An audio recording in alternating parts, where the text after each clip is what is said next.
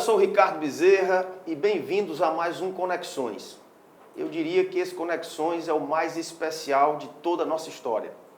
Nós vamos conhecer a história do maior político cearense de todos os tempos, na minha opinião e na opinião de muita gente, governador do estado do Ceará por 3 mandatos, 2 vezes senador da República, ex-presidente de um grande partido nacional e, repito, um dos maiores cearenses e o maior cearense vivo da atualidade. Poxa. Eu estou falando com sinceridade do meu coração, do senador Tasso Ribeiro Gereissati. É uma honra muito grande, senador, estar aqui podendo conversar com o senhor. Não, eu que agradeço e agradeço a generosidade das tuas palavras, que realmente deixa a gente até meio embaraçado. Mas, enfim, eu sei da sua ligação, inclusive, com a minha família, então talvez deva a isso essa generosidade toda. Mas, de qualquer maneira, muito obrigado e é um prazer estar aqui batendo esse papo com você. Eu me lembro muito da sua primeira campanha, o Tasso, o galeguinho dos olhos azul, né? E agora eu estou vendo que realmente é azul, é a primeira vez que ele está vendo de perto aqui. E repito, uma honra conversar com o senhor. Senador, mas vamos começar pelo começo. Eu queria que o senhor mostrasse para os nossos milhares de telespectadores, ouvintes, internautas, como é que foi o início da sua vida, a sua infância, os seus estudos. O senhor, para quem não sabe, perdeu o pai muito jovem, com 14 anos de idade apenas. Eu queria que o senhor relembrasse esses momentos importantes da sua vida. Bom, eu posso dizer que eu tive uma infância muito feliz. E como você disse, meu pai morreu muito cedo. Meu pai tinha 46 anos quando faleceu. Naquela época faleceu do coração. Naquela época não existiam os recursos que existem hoje. Minha mãe era muito moça também, tinha 37 anos, hoje seria uma garota. E teve a responsabilidade de ficar com 6 filhos. O mais velho, meu irmão Carlos, tinha 16 anos, eu tinha 14. E a mais nova, a Lia, que é a mãe do João, que você chamou de Joãozinho, tinha 9 anos, se eu não me engano.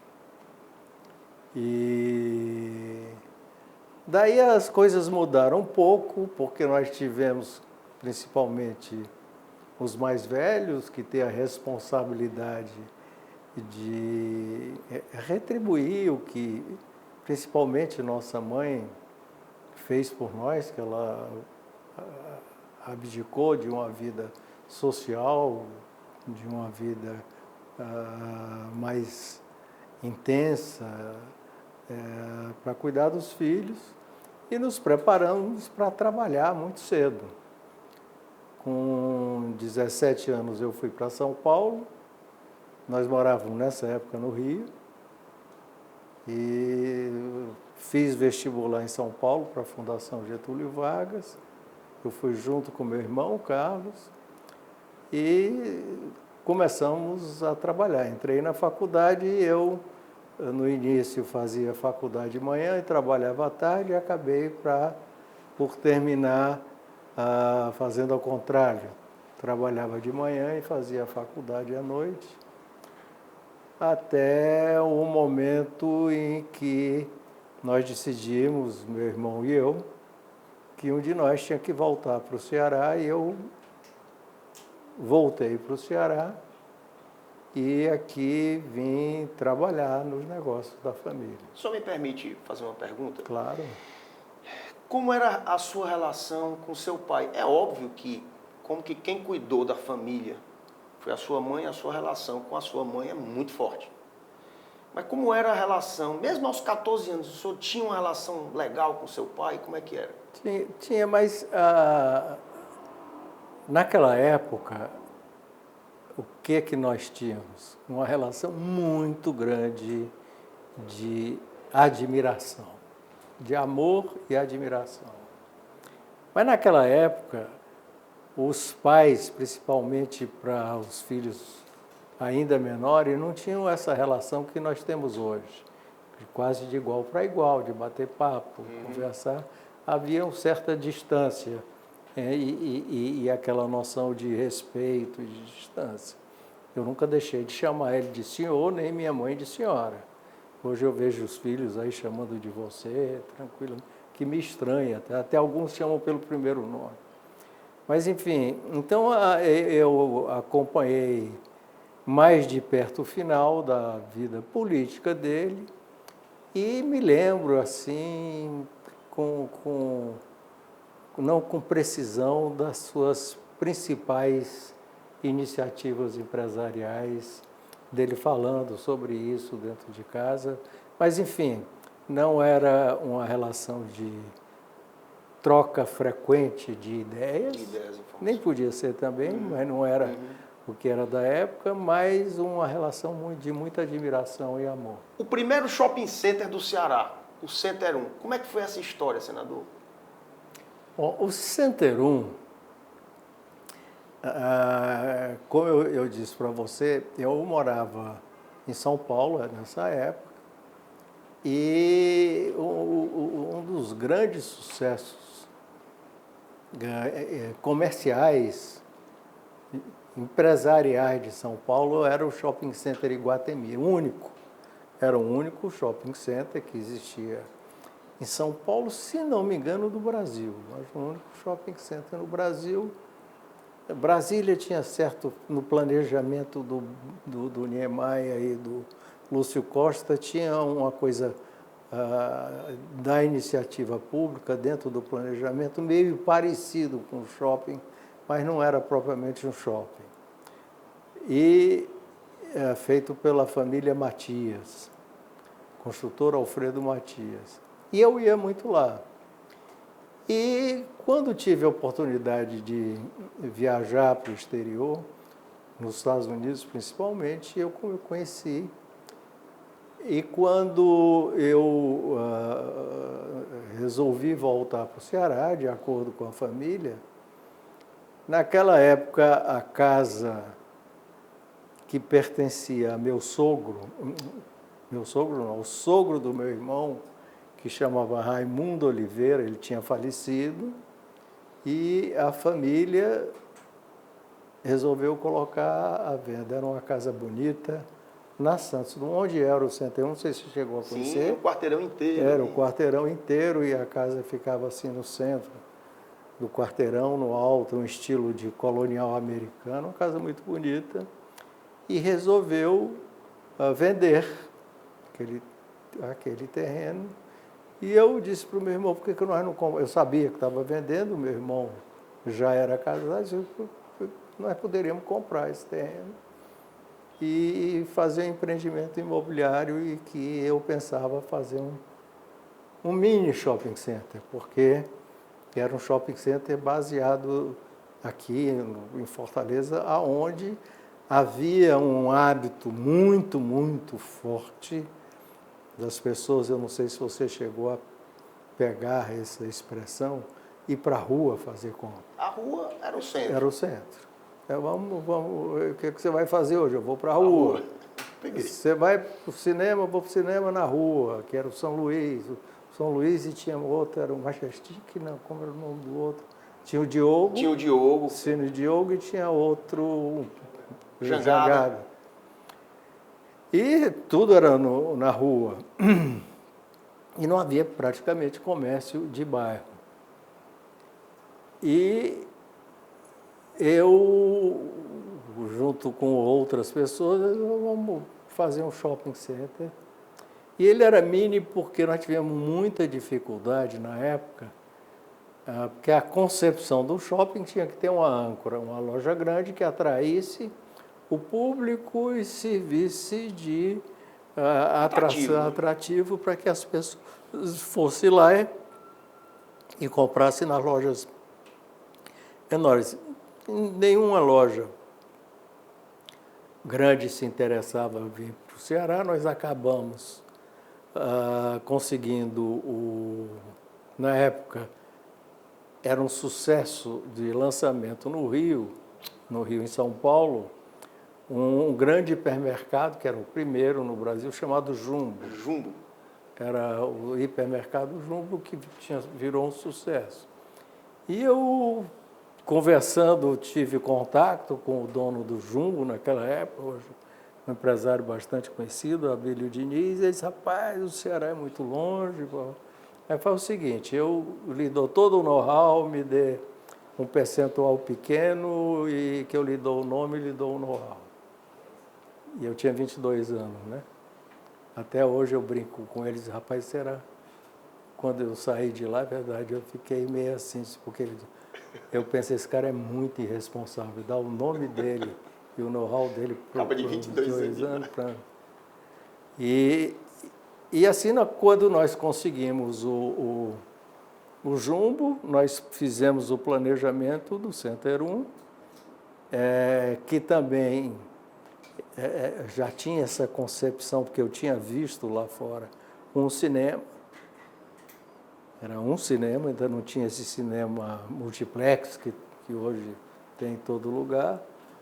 E junto com dois jovens, três, com o Jumbo e a ajuda deles e a liderança deles, nós fizemos. E foi um sucesso. E os problemas do Center 1 começaram pelo excesso de sucesso. Porque quando você vou fazer um estacionamento, é louco fazer estacionamento, a rua toda para estacionar, ninguém vai precisar de estacionamento, vai gastar muito dinheiro. Então foi a falta de espaço para se expandir e o problema de estacionamento, que realmente ficou muito pequeno. Como é que surgiu a ideia de, vizinho a Salina Diogo, o senhor fazer esse mega empreendimento, o shopping da família cearense, o Iguatemi? Aí foi devido a esses problemas que eu lhe falei. Uma necessidade enorme, uma pressão enorme de lojistas que não tinham vindo para o shopping, para o Center 1, de virem para o shopping, e começou, vamos dizer, a crescer a ideia de outros empresários de fazerem uma coisa semelhante, porque no Iguatemi não dava mais, no Center 1 não dava mais. O local, a ideia do local. A do local, bom, esse nós fizemos com mais cuidado. O que eu fiz? Nessa época, eu disse, agora vamos fazer um shopping center lá americano. Realmente um shopping center dos padrões que os americanos fazem, como eles fazem, com conceitos teóricos de shopping center.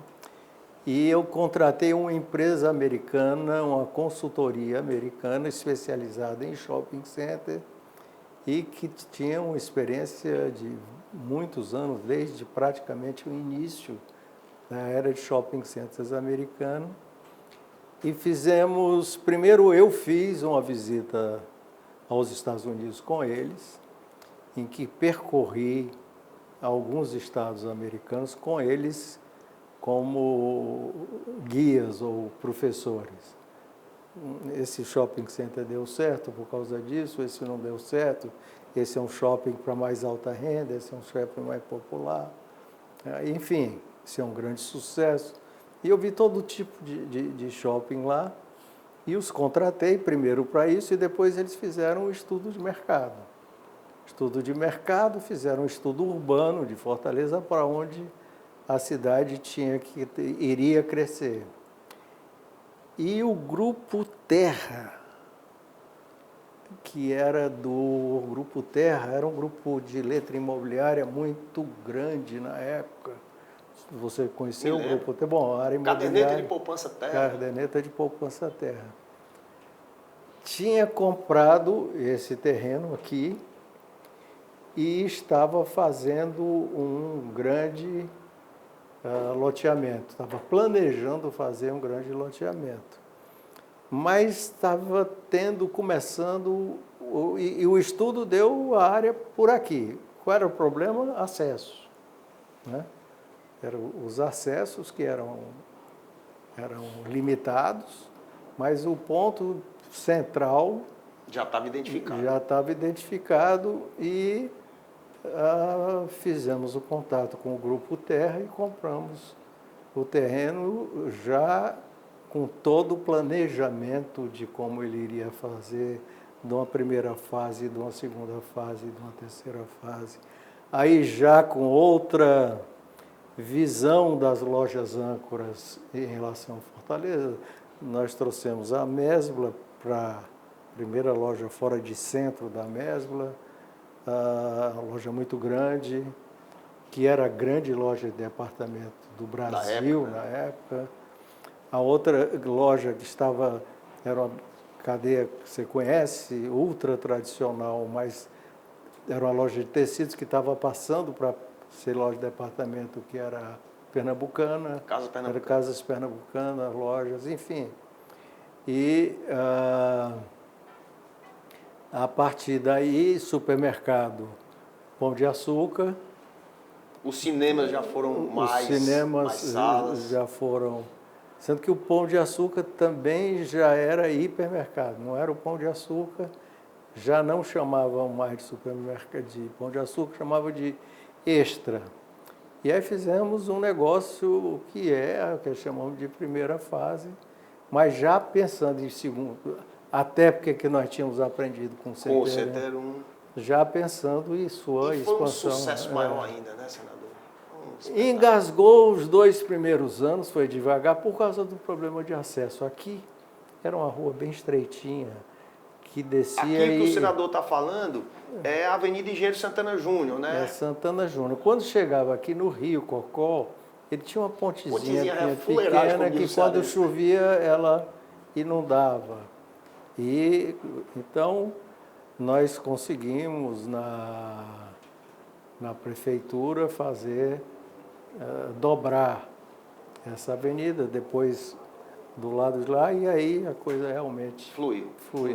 Última pergunta empresarial que eu estou doido para lhe perguntar sobre política.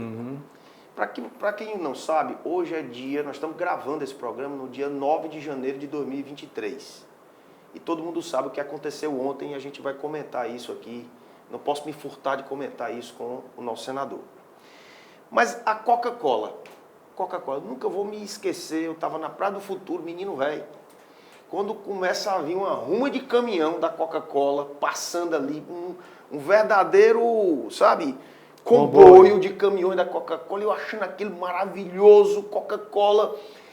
Como é que surgiu a ideia da Coca-Cola no Ceará e depois a sua expansão? Bom, na verdade a Coca-Cola foi um acaso, porque houve o antigo dono da Coca-Cola no Ceará, o grupo dono da Coca-Cola teve dificuldades enormes de relacionamento com a Coca-Cola Companhia Americana, que foram se avolumando. Essa história aqui é bastante conhecida pelo pessoal mais antigo. E acabou no rompimento da Coca-Cola com esse grupo cearense. Isso para não falar de alguns absurdos, né, que a gente vai se furtar de falar aqui. Né? Era uma figura, vamos dizer, no mínimo exótica, que era o dono da Coca-Cola aqui. E ele também era dono na Bahia, se não me engano. Bom, aconteceu que a Coca-Cola rompeu e ficou num litígio com esse grupo durante muito tempo, num litígio jurídico em que nem havia a Coca-Cola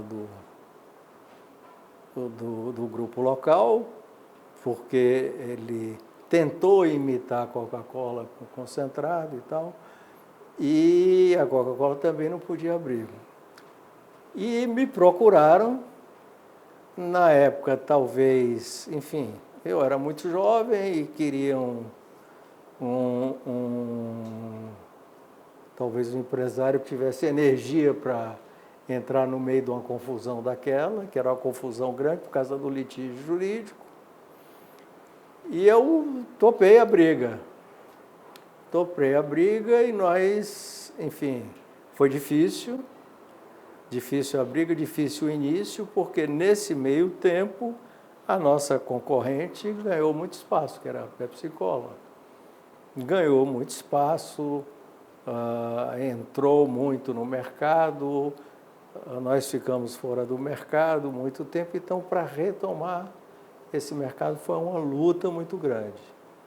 E nós conseguimos retomar o mercado, retomar a liderança e depois nós somos, através de aquisições e fusões, hoje nós estamos fazendo o Grupo Solar, que é um grupo que vai da Bahia e pega todo o centro, o norte, todo o norte do Brasil, todo o nordeste, parte de Mato Grosso e parte de Goiás. Isso é para vocês conhecerem o empresário Tasso Gereissati, que a gente só conhece o grande político e a gente desconhece o empresário. Ele pegou uma marca que estava, me permita dizer o nome, queimada aqui no Ceará, por conta de outro grupo, e transformou nessa potência chamada Solar. Nos Estados Unidos, senador, existe uma máxima que diz que se você quer ser político, fique rico antes, porque aí você vai ser um político que não vai ter outro interesse, porque você já está rico. Ou seja, faça a sua história pessoal, depois você entra na política. E o senhor seguiu, talvez sem saber dessa máxima, esse caminho. Como é que o Tasso Gereissati entrou na política? Eu queria que o senhor voltasse aí na época do SIC, como é que foi essa política classista, né, patronal, depois, quem foi que lhe deu corda? Meu amigo Otto de Sá Cavalcante diz que todo homem é movido a corda. Quem foi que lhe deu corda para entrar na política, senador? Bom, também foi meio um acaso. E não foi uma coisa e depois a outra, foi durante. E sem intenção de entrar na política. Quando começamos aqui, quando eu voltei para cá e começamos a trabalhar na área empresarial, nós vivíamos uma ditadura militar. E no Ceará não vivia um momento muito difícil, porque era um estado famoso no Brasil por ser o estado dos 3 coronéis. E houve um acordo famoso que falava que o estado era 33% de um coronel, 33% de outro, não sei o quê. O Ceará estava numa situação financeira difícil. E mais do que isso, a autoestima do cearense estava muito em baixa. Ninguém acreditava no futuro do Ceará, o que poderia acontecer. Nós mesmos tínhamos muita dúvida. E nós começamos a fazer, através de alguns contatos com um empresário, com outro, nós começamos a fazer um grupo que se encontrava, começou, vamos dizer, ultra informalmente, batendo papo aqui, que num lugar que encontrava, no outro. Passamos a nos encontrarmos na sede da Federação das Indústrias, que era no edifício Jangada, ali no centro da cidade, quase esquina com a Praça Major Facundo, quase esquina com Praça do Ferreira. E final da tarde, um dia da semana, nós encontrávamos lá para... Quem eram as pessoas? Eram vários. Bom, tinha... Eu faria aqui uma homenagem, que acho que justíssima, é um empresário chamado Beni Veras. Eu não sei se também você não deve ter... Governador Beni Veras. Mas o Beni era um pouco mais velho do que os outros. Era uma pessoa brilhante, de uma cultura extraordinária e muito... era um democrata de coração e envolvido com o Nordeste.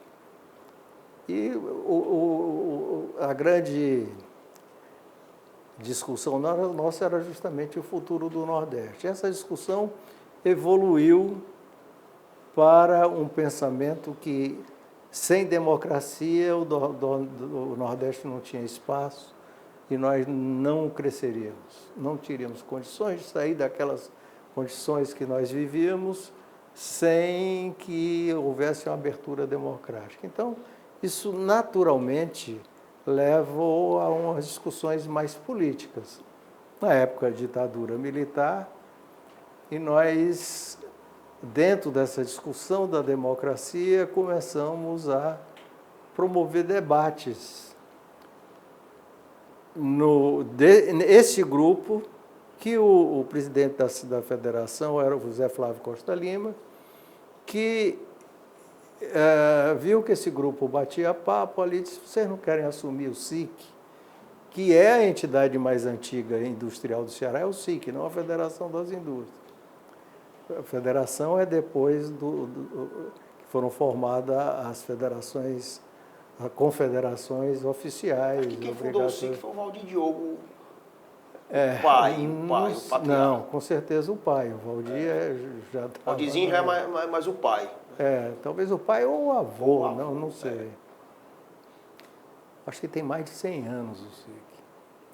E aí essa garotada assumiu o SIC. E nós usamos justamente a estrutura do SIC para começar a fazer debates. Aí esses debates foram evoluindo, acabaram, como todos nós éramos muito jovens e muito audaciosos, começamos a trazer as pessoas de todas as ideologias, de todas as correntes de pensamento do Brasil, da esquerda à direita, jornalistas, intelectuais, políticos. Exemplo da esquerda e um exemplo da direita?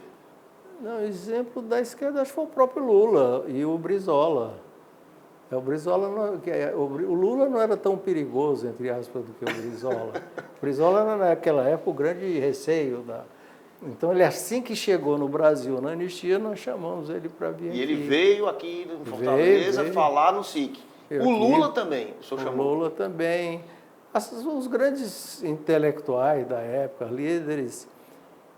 E teve um movimento dos 8 de São Paulo, que eram os maiores empresários de São Paulo, que se uniram num grupo também pedindo a democracia, a redemocratização.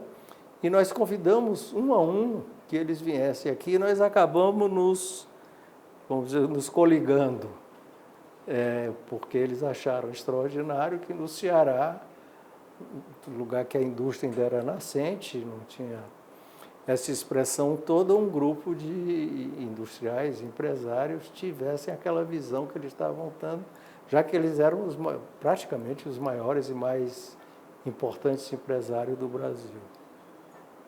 E aí nasceu essa integração, chegou a questão da direta, a oposição estava destruída aqui, porque era a Arena e o MDB praticamente destruído pelo coisa, gente muito boa, mas muito poucos, 2 ou 3 prefeitos.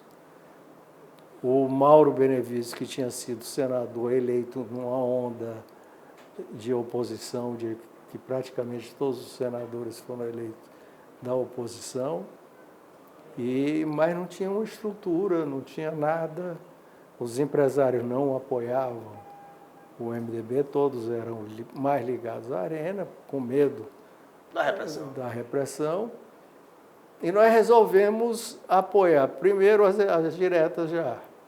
Então, nós praticamente colideramos o movimento de diretas já aqui no Ceará.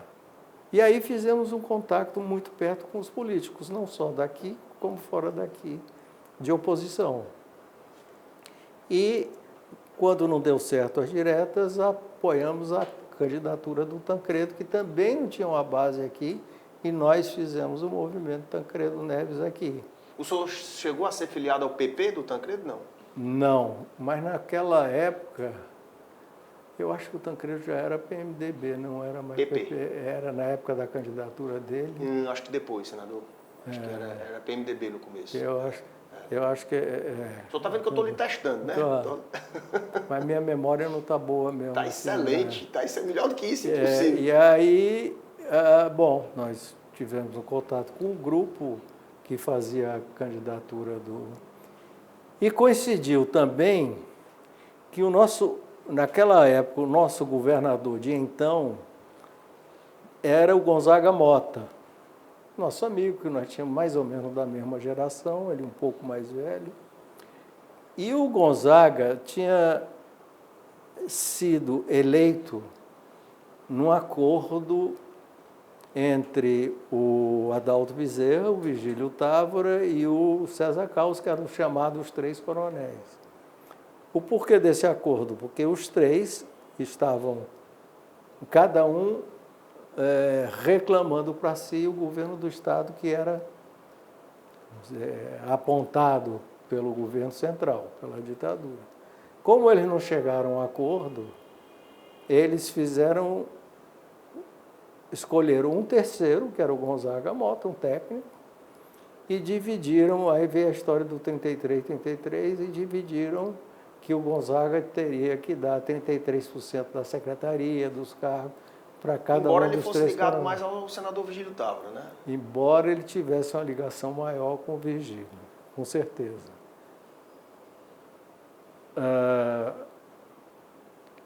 E o Gonzaga, no final do governo dele, quando começou esse movimento, acabou rompendo com os três coronéis. E os três coronéis se uniram, em função do rompimento com o Gonzaga, e lançaram o Adalto Bezerra para governador, já para derrotar, para suceder E o Gonzaga não encontrou no MDB não tinha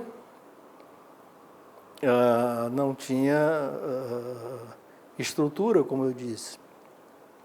Nem estrutura, nem recursos, nem políticos, enfim. E teve a ideia, e o Gonzaga é um sujeito muito inteligente, muito preparado, um bom economista e muito criativo. Ele e também muito audacioso. O Gonzaga sempre fez coisa muito audaciosa. E resolveu lançar alguém fora da política tradicional. Detalhe, né, senador? Não tinha reeleição naquela época. Não. Então resolveu chamar alguém da coisa. E como nós estávamos muito integrados com a oposição, em função de tudo isso que eu falei, direto, e com ele também, porque ele também foi nessa linha, ele lembrou de pegar alguém do SIC.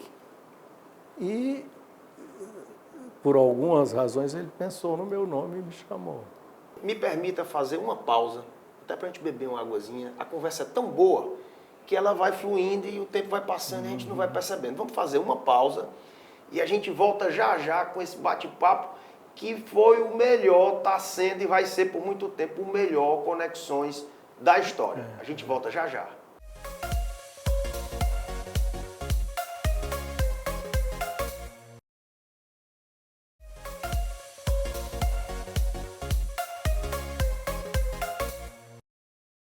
De volta com Conexões especial Tasso Gereissati, um programa histórico e que a gente tem que tirar aqui, usufruir aqui, com todo respeito, de cada milímetro quadrado da inteligência do senador Tasso Gereissati, que está contando aqui a sua magnífica história, o maior cearense vivo da atualidade e um dos maiores cearenses de todos os tempos.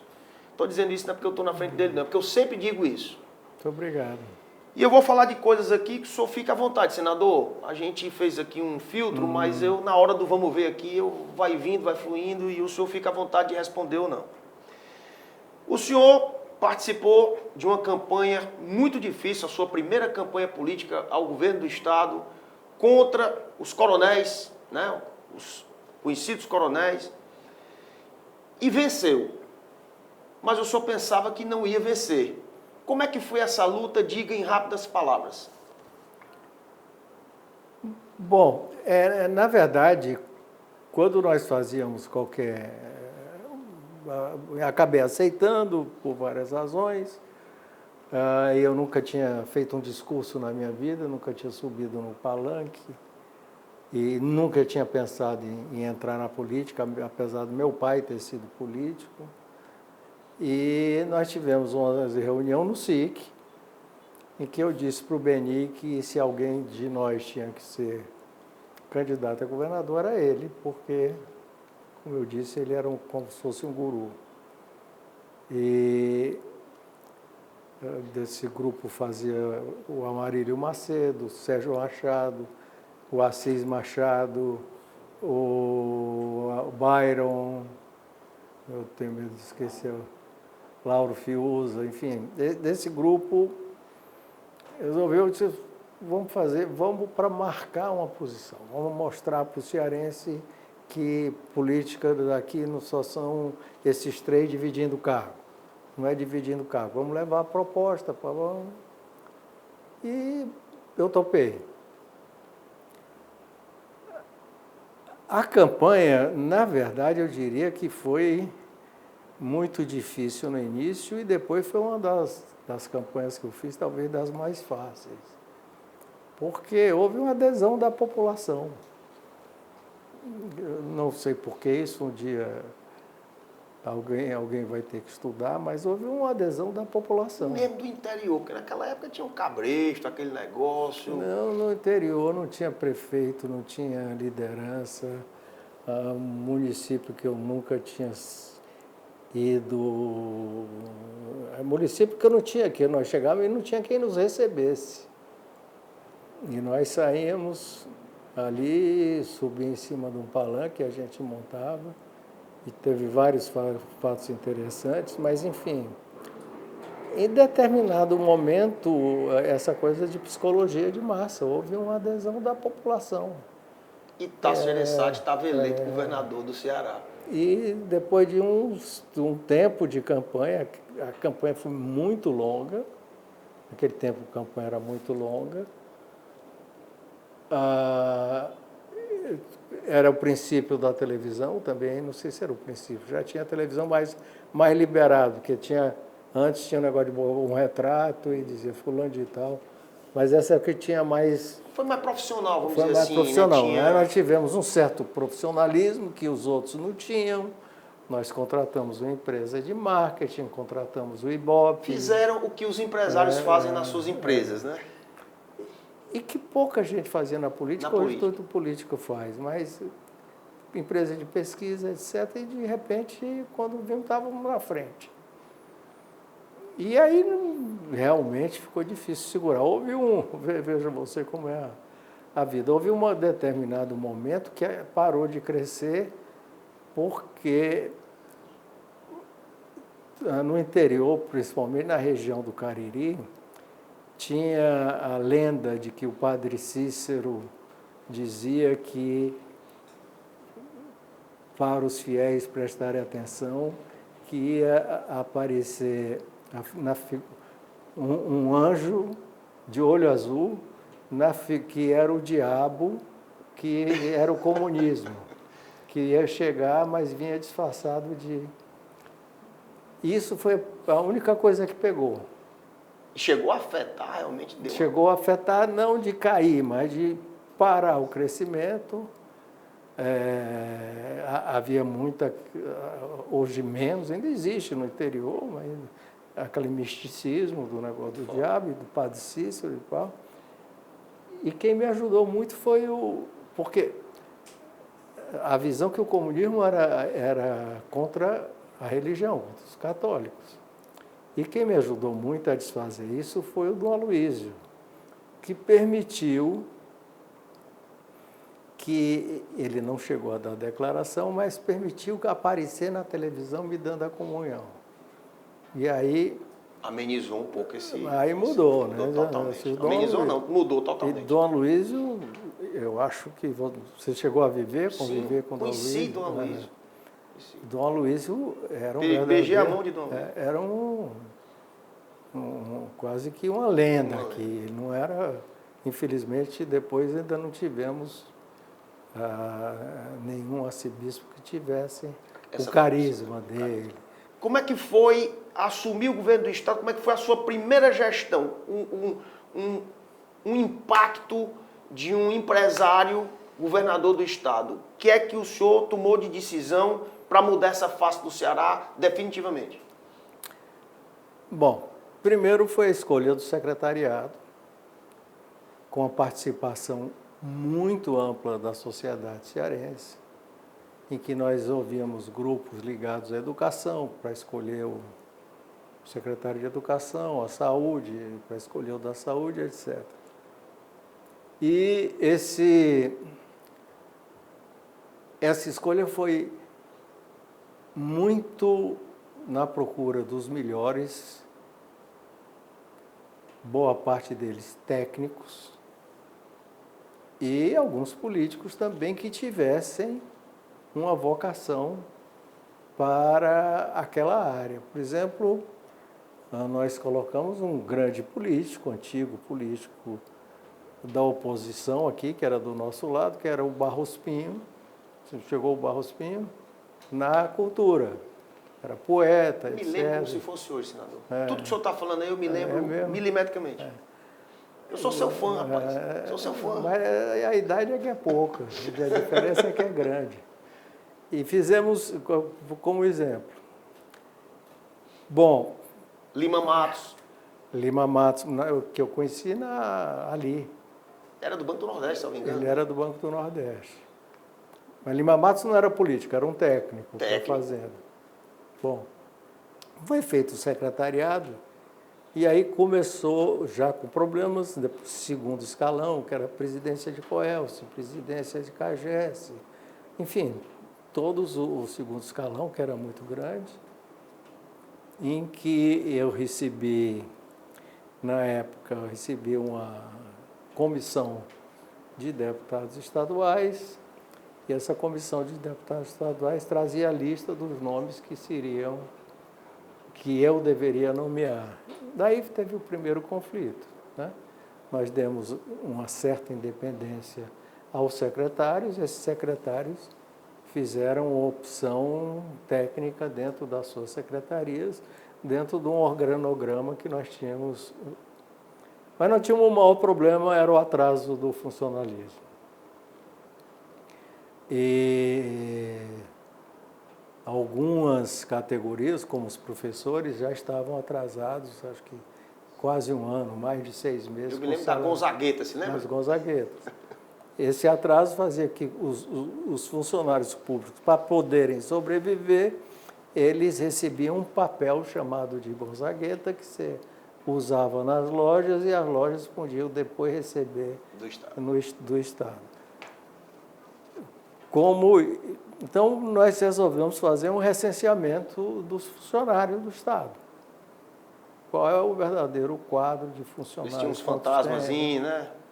Não, muito fantasma. Bom, então começamos a levantar quantos eram, quem não aparecia faz tempo. Organizar o meio de campo, né? Organizar secretaria por secretaria, departamento a departamento, Estado a departamento. E nós chegamos a um número aproximado, vou dizer aproximado, de 30 mil funcionários que não apareciam. Meu Deus do céu. Nunca, ou apareciam de vez em quando. Então, essa foi a primeira lista. Nessa lista, nós demos 30 dias para os funcionários aparecerem, senão seriam demitidos. Então, houve uma leva de demissão muito grande. Quando fizemos esse recenseamento, verificamos também que tinham funcionários com 2, 3, 4, 5, 6 empregos. Evidente que a pessoa não podia trabalhar em 6 empregos. E aí, fomos fazendo uma escala nessa linha e nós conseguimos dar uma enxugada na folha só de quem não trabalhava. Existe muita gente, você foi duro com o funcionário. Eu não fui duro com o funcionário. Eu fui duro com quem não trabalhava do funcionalismo público. o mais interessante, nós tínhamos funcionário morando em Paris, nós tínhamos funcionário morando em Nova York, mais de um, para você ter uma ideia de como era. E a fazer um esforço do outro lado na arrecadação da fazenda, de fazer, que o Lima Matos foi muito bem, de fazer uma profissionalização e um sistema de arrecadação ultra profissionalizado, que deu um aumento de receita grande, que também causou insatisfação evidente. Faz parte. E daí eu acho que mais ou menos 6 meses nós conseguimos equilibrar as contas. Equilibrar as contas, já sobrar um pouquinho e começar a pagar o funcionalismo, mas pagar o atrasado. E chegamos no final do ano tendo pago o atrasado e em dia, pagando em dia o funcionalismo da época. Qual foi, na sua própria opinião, o seu maior legado como governador, as suas maiores obras, aquilo que realmente lhe traz satisfação e que o povo reconhece como as suas maiores obras? Olha, é difícil dizer, porque eu acho que nós conseguimos trabalhar em várias áreas, mas para minha realização pessoal, aquilo que eu boto a cabeça no travesseiro e digo, meu Deus, consegui isso, e dever cumprido, é a redução drástica da mortalidade infantil. Antes de eu assumir o governo do Estado, da primeira vez, quando nós tínhamos essas conversas, o Ceará era conhecido, não só o problema de ser conhecido, mas que era uma realidade por ter uma mortalidade infantil semelhante às da África. E a própria Unicef, você conhece, é um organismo da ONU internacional, no final do meu governo, preparou um relatório como o melhor programa infantil do mundo, com melhores resultados, que nós ganhamos uma placa da ONU. Já no governo Ciro, o Ciro foi receber a placa por esse trabalho. Portanto, isso não foi meu secretário que disse, não, isso foi um relatório preparado e acompanhado. Isso acho que foi internamente a minha maior alegria. Mas sentir a mudança fundamental na imagem do Estado lá fora, chegava, eu sou cearense, disse, você é do Ceará, que fizeram isso, que é isso, é isso. Lembro da manchete do Estado de São Paulo, o governador que não quebrou o seu Estado. Com as contas todas em dia, com nenhum banco. Então, a credibilidade que o Ceará e o cearense passou a ter, e a autoestima que eu lhe falei no início, que estava lá embaixo, foi o contrário, foi lá para cima. Então, esses dois pontos são, eu digo, para a minha consciência, é o que de mais importante. 2 perguntinhas. Eu sei que o senhor está doido para viajar, mas escute 2 perguntinhas. O senhor lançou Ciro Gomes, não na política, mas como governador do Estado, e daí um desenvolvimento da família Ferreira Gomes. E o Gonzaga Mota já dizia que a política é dinâmica. E bote dinâmica nisso. Como é que está a sua relação hoje com os Ferreira Gomes? Pessoal, eu tenho uma excelente relação com o Ciro, boa relação com a família toda, com os irmãos Ferreira Gomes, mas especialmente com o Ciro, eu continuo tendo ótima relação. Ele tomou um caminho diferente, nacional e aqui, e eu acho que eu nunca quis ser coronel. Pelo contrário, eu sempre quis acabar com a política coronelística daqui do Ceará, que está voltando, hein? E de você cooptar os prefeitos pelo poder do governo e a política ser de adesão, essa coisa toda, eu não consegui. Isso é uma frustração. Mas, enfim, é isso aí. O Ciro quis tomar outro rumo, é um direito que ele tem, é uma liderança. Mas a relação continua muito boa. A relação pessoal muito boa. Para encerrar, 2 perguntinhas. Senador, eu lhe defendi tanto nos grupos de WhatsApp, porque o senhor foi um apoiador da Operação Lava Jato, mas o senhor declarou apoio ao Lula. Se o senhor puder em 1 minuto responder essa pergunta, muita gente está querendo ouvir isso do senhor. Se você observar que eu lhe falei da minha vida, nós começamos, antes de ser candidato, no período ditatorial, militar, defendendo que a única solução para o Ceará era a democracia. E quando eu vi a democracia em risco e o autoritarismo e a possibilidade de criação de perspectiva e ambiente para golpes, eu não tive a menor dúvida em apoiar um candidato que eu não tenho nenhuma afinidade, nenhuma não, principalmente na área econômica, não tenho nenhuma afinidade com o seu pensamento econômico, mas é um democrata.